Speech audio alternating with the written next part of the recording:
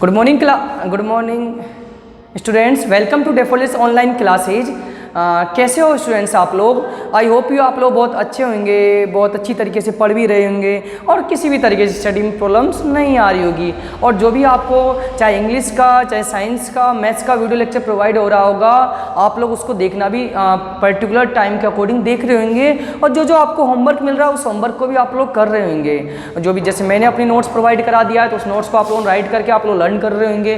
जिस भी तरीके से आप लोगों को सिस्टम बैठता है उस तरीके से आप लोगों ने अपनी स्टडी चालू कर दिया होगा। और जो भी मैं कई सारी आपको बातें भी इन्फॉर्मेशन देता रहता हूँ उसको भी आप लोग फॉलो कर रहे होंगे। स्टूडेंट्स, लास्ट वीडियो लेक्चर में मैंने डॉक्टर APJ अब्दुल कलाम के बारे में बताया था।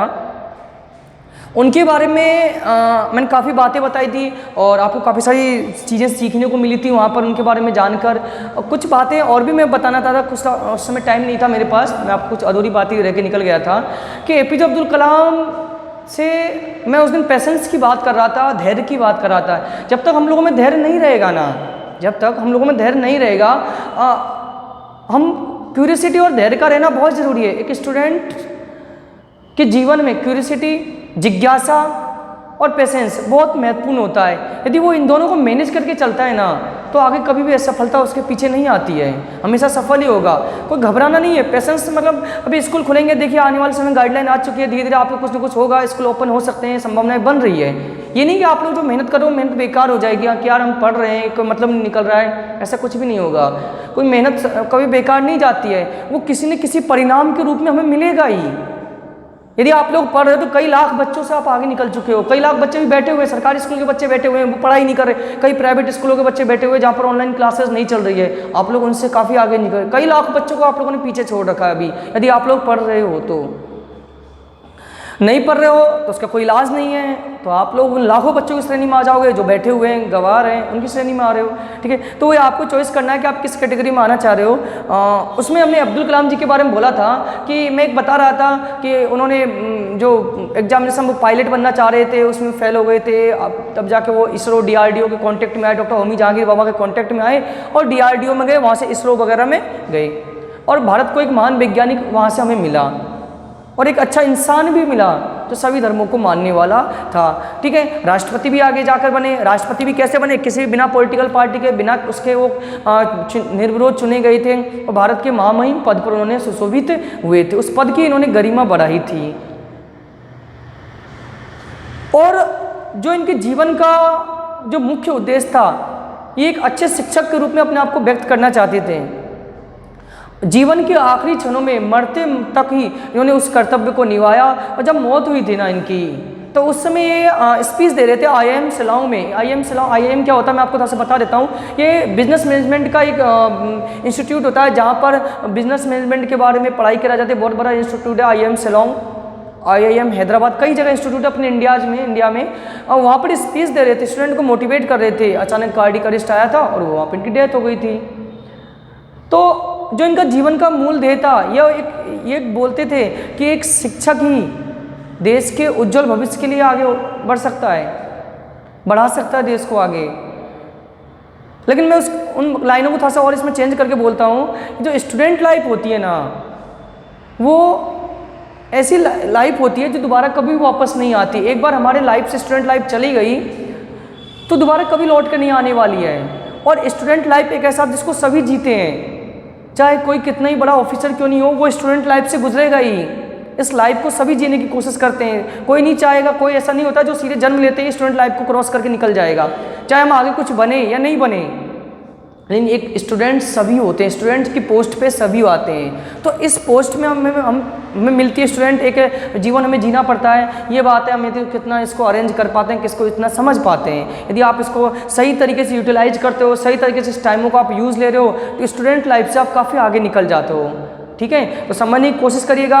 स्टूडेंट लाइफ बहुत इंपॉर्टेंट होती है। इस लाइफ पे आप जो मेहनत कर लोगे, आने वाले समय में आपके लिए बहुत अच्छा और देश के लिए भी अच्छा रहेगा। तो आइए हम उन्हीं चैप्टर्स से आगे निकलते हैं। आज मैं आपको चैप्टर नंबर 12 निकाल रहा हूँ। मैं चैप्टर नंबर 12 में मेन नेचुरल सोर्सेज के बारे में, मुख्य प्राकृतिक संसाधनों के बारे में आज बताऊंगा।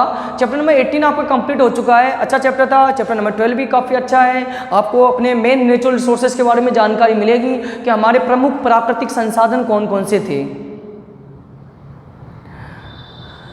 कौन कौन से, पहली बात प्राकृतिक संसाधन क्या होते हैं, नेचुरल रिसोर्सेज क्या होते हैं, पहले उनको जानेंगे, इनके टाइप्स को जानेंगे, और जैसे चैप्टर को में आगे बढ़ेंगे हमें कई सारी इन्फॉर्मेशन जानने की इसमें जानकारी मिलेगी। तो स्टूडेंट्स इस चैप्टर के बारे में थोड़ा सा मैं इन्फॉर्मेशन देता हूँ। ये चैप्टर बेसिकली 3-4 नंबर का चैप्टर है, ये काफ़ी अच्छा चैप्टर है, एक जनरल साइंस का चैप्टर ये है। काफ़ी सारी इन्फॉर्मेशन आपको, बेसिक नॉलेज अर्थ के बारे में, नेचुरल रिसोर्सेज के बारे में हमें सामान्य जानकारी जो होती है आपको यहाँ से सीखने को मिलेगा।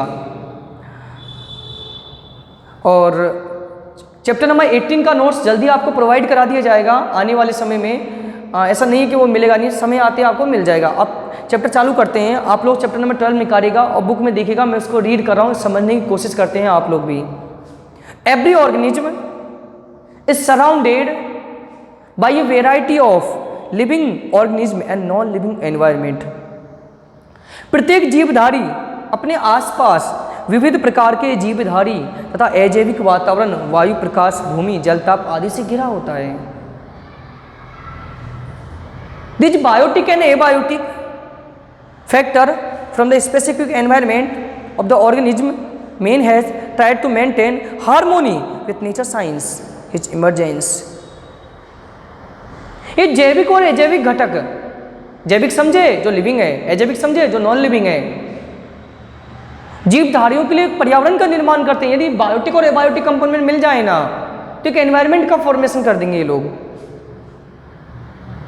His exercise is dependent of the nature resources, therefore man has been respecting nature since time immemorial।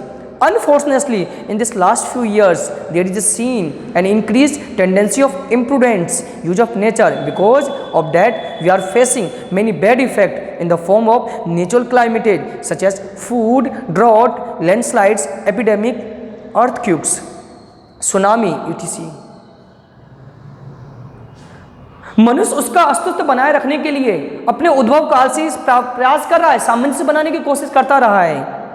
इसलिए आदि काल से ही, अनंत काल से ही मनुष्य प्रकृति का सम्मान करता आ रहा है। हम प्रकृति का सम्मान करते हैं। आज देखिए, आप लोग अभी देखोगे हमारे सनातन संस्कृति, वैदिक संस्कृति में हम लोग पूजा पाठ करते हैं। उसमें देखा होगा हम पीपल का पेड़, आंवले का पेड़, इनकी पूजा पाठ करते हैं। बरगद का पेड़ की हम जानवरों को पालते हैं, उनको देवता का रूप भी मानते हैं। सांप, नाग पंचमी में गाय को पालते हैं, गाय माता मानते हैं उनको। तो हम सनातन संस्कृति जो हमारी बोलती है कि उसमें हम प्रकृति का सम्मान करते आ रहे हैं। नदियों को पूजते हैं, हम पत्थरों को पूजते हैं, हम लोग पहाड़ों को पूजते हैं। लेकिन दुर्भाग्यवश पिछले कुछ वर्षों से प्रकृति के अविवेकपूर्ण दोहन से, मतलब कोई समझदारी से यूज नहीं ले रहे हम, अविवेकपूर्ण दोहन से प्रवृत्ति बढ़ी है, जिसके दुष्परिणाम हम अनेक प्राकृतिक आपदाओं के रूप में भोग रहे हैं। ये एग्जाम्पल बताऊं तो समझिएगा। महामारी समझे कि क्या चल रहा है, कोरोना एक महामारी चल रही है। हमने प्रकृति के साथ इतना खिलवाड़ किया है कि वो एपिडेमिक के रूप में, एक महामारी के रूप में हमें भोगना पड़ रहा है।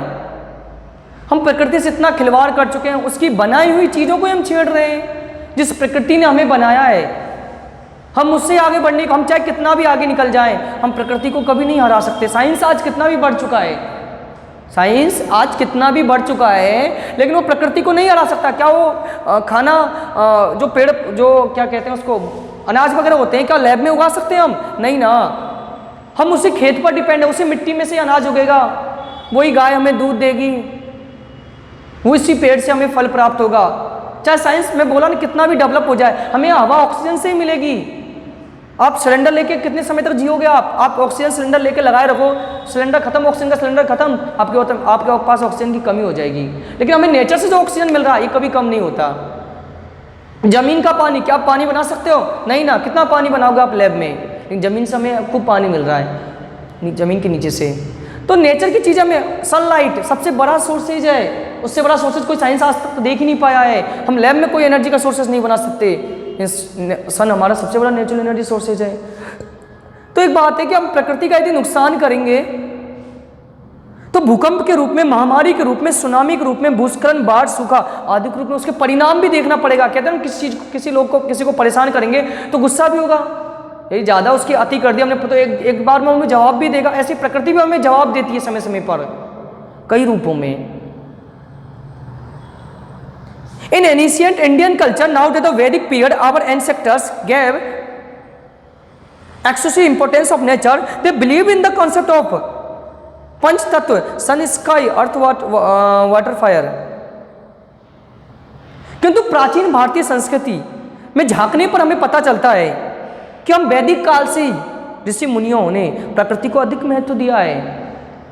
हमारे जब शास्त्रों में जाते हैं, वैदिक शास्त्र में जाते हैं, सीरियल्स वगैरह में देखते हैं हम लोग, तो ऋषि मुनि जो होते थे ना, वो यज्ञ क्यों करते थे? उनका मेन मकसद था इस पर्यावरण को स्वच्छ बनाना।